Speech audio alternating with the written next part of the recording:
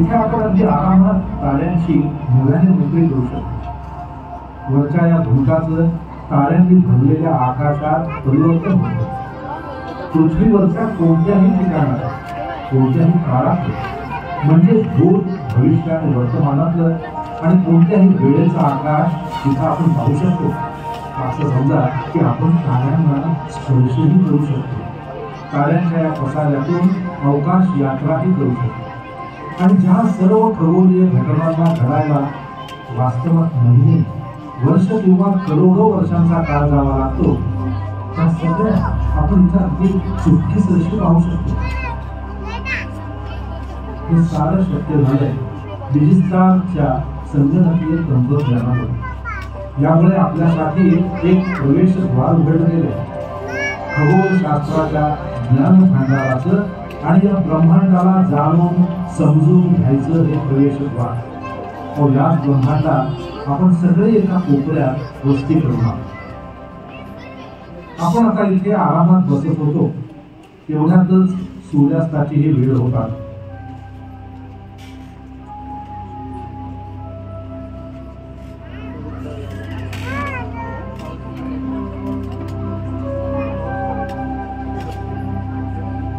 मात्र सूर्यास्ताच्या वेळी निर्माण झालेलं क्षणिक अवदासीन्य हे हजारो सूर्य दूर करतात. या सूर्यांना आपण तारे म्हणतो.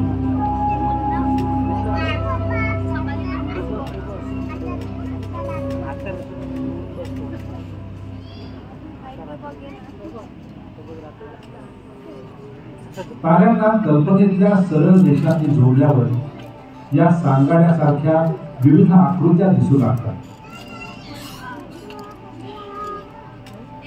आपण त्या मांस मज्जा भरू शकतो.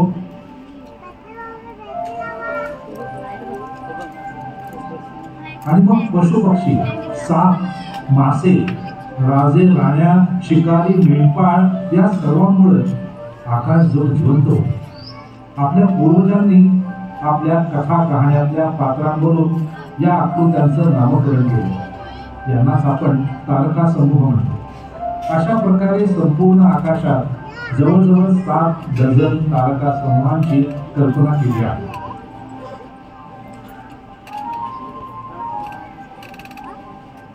यावेळी आकाशात दिसणारी ताऱ्यांची स्थिती ही दरवर्षी 15 मार्चच्या आसपासच्या संध्याकाळी 8 वाजताची आहे. या आकाशातल्या 9 प्रमुख तारका समूहांची आता आपण ओळख करून घेऊया. वर उत्तर पूर्वेला दिसणाऱ्या या 7 ताऱ्यांना आपल्यापैकी बहुतेक जण ओळखत असतील. याला सप्तर्षी तारका समूह अथवा ग्रेट बेअर म्हणतात.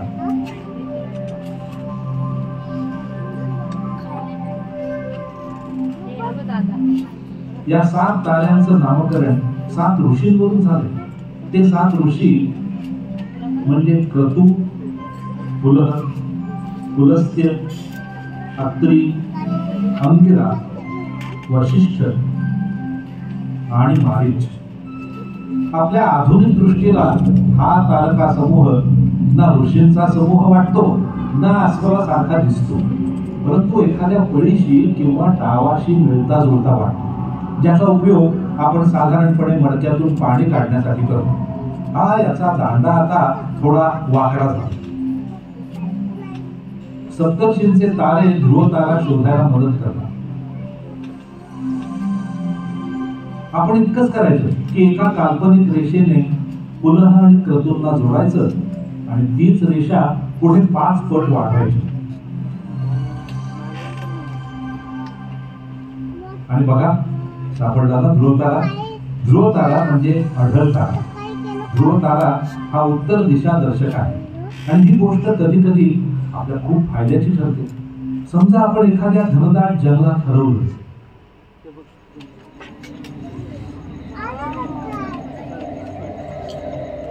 अंधार दाटू लागला. मात्र आपल्याला एक ठाऊक आहे की आपलं घर जंगलाच्या दक्षिणेला आहे. पण अंधारात दिशा शोधायची कशी?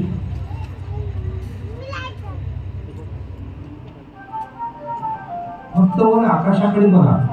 प्रथम सप्तर्षी शोधा, मग ध्रुव तारा.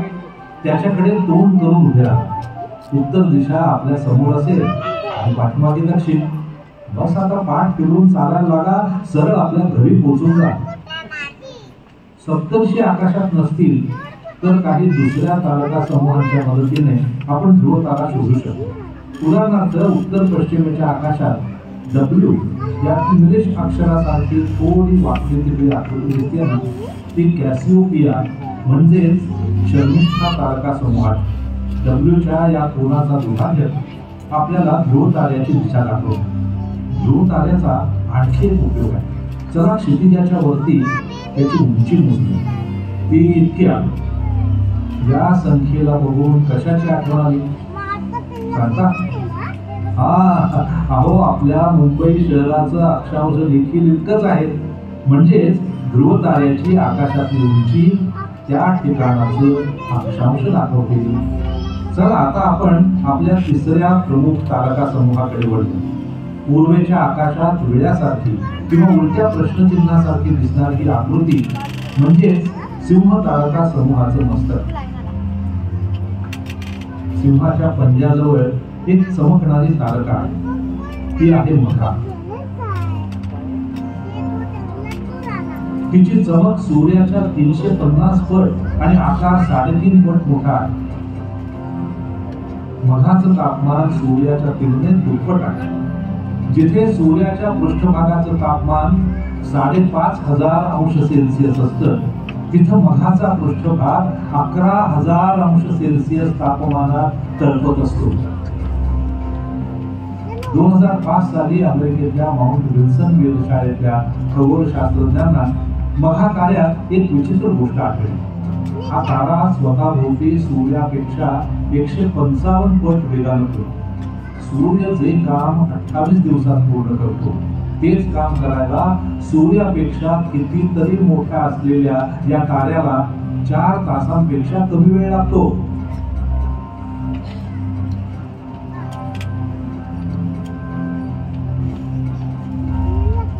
जर हा तारा आणखी केवळ 10% अधिक वेगाने फिरत असता तर त्याचे तुकडे तुकडे झाले असते. पण तसं होण्याची बिलकुलच शक्यता नाही. आणि पुढेही असं काही घडेल याबद्दल खगोलशास्त्रज्ञांना कोणतंच कारण दिसत नाही.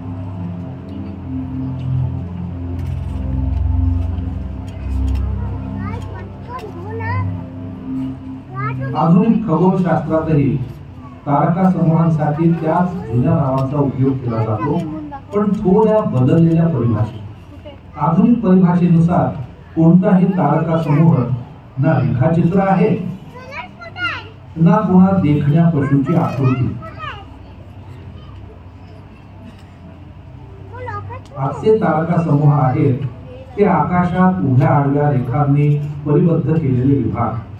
जसा समोर दिसणाऱ्या या विभागातला प्रत्येक तारा हा सिंह तारका समूहाचा सदस्य आहे. अशा प्रकारे संपूर्ण आकाश 88 तारका समूहामध्ये विभागला.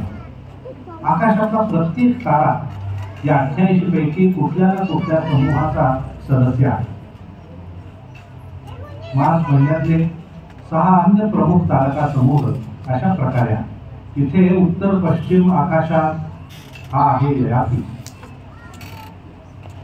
याच्या पूर्वेला क्रमाने हा आहे वृषभ,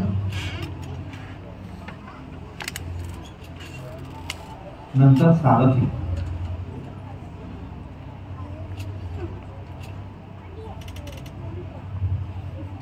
मग इथे मध्य आकाशात हा आहे मिथुन,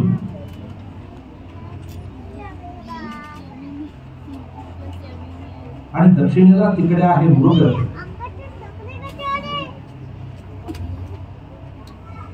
आणि तो बृहद.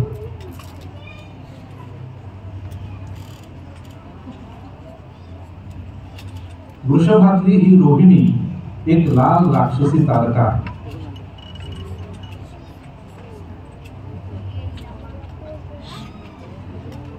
आपल्याहून 60 प्रकाश वर्ष दूर असलेली ही तारका आकाराने सूर्यापेक्षा 45 पट मोठी आहे. याचा अर्थ तिच्या 90,000हून अधिक सूर्य पाहू शकतात. जर हिला उचलून सूर्याच्या जागेवर ठेवलं तर ही बुध ग्रहाच्या अंतराच्या अर्ध्यापर्यंतचा भाग व्यापेल आणि आपल्या आकाशात इतकी मोठी दिसेल.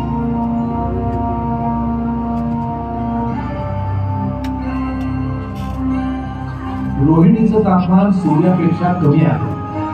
आपल्याला माहिती आहे की सूर्याच्या पृष्ठभागाचं तापमान 5,500 अंश सेल्सिअस आहे, तर रोहिणीचं आहे 4,000 अंश सेल्सिअस. हा मृगतारका समूह आपल्या या चमचमत्या ताऱ्यांसाठी आणि याच नावाच्या एका तेजोमेघासाठी प्रसिद्ध आहे.